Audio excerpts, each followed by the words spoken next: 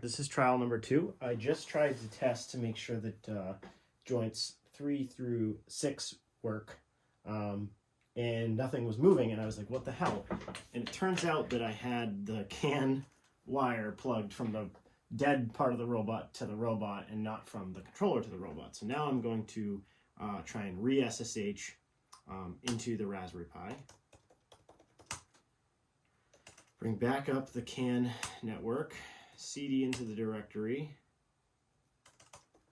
boot up the control software, and now I should have things actually working. So let's go ahead and refresh this thing. And we're going to connect to the robot, and we're going to first try the last joint because that one's going to be the easiest to test. So let me scroll down on my screen here. So let's see. So what I'm going to do reset, enable. We're going to go to 20 degrees. Go to 0 degrees. Okay, so that one worked. So let's disable that motor. All right, let's try J4 now. It's just moving down the arm. Let's try J4. And let's reset, enable. Let's go to 5 degrees.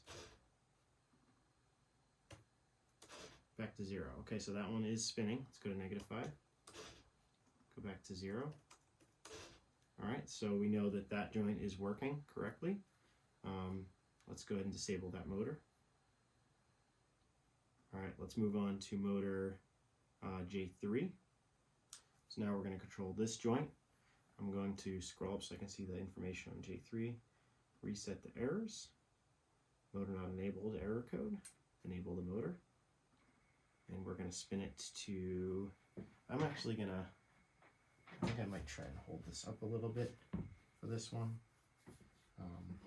Hold it up and go to 10 degrees. And let's go back down to 0 degrees. Okay, so that is spinning. So I guess I can just do, let's see, disable that motor. All right, and finally we'll try J2, which is this motor here. So what I'm going to do is I'm going to reset the errors on that. We got a motor not enabled. I'm going to enable the motor. And we're going to try to go to 10 degrees. So for this one, I'm going to actually hold this part of the arm up. And we're going to go to 10 degrees. And we're going to go to -10 degrees. And we're going to go back to 0 degrees. All right, so everything's working fine with those joints. That's our base test. So yeah, we're ready for that, that new joint. I'm going to go ahead and disable that motor. All right, we know that those all work.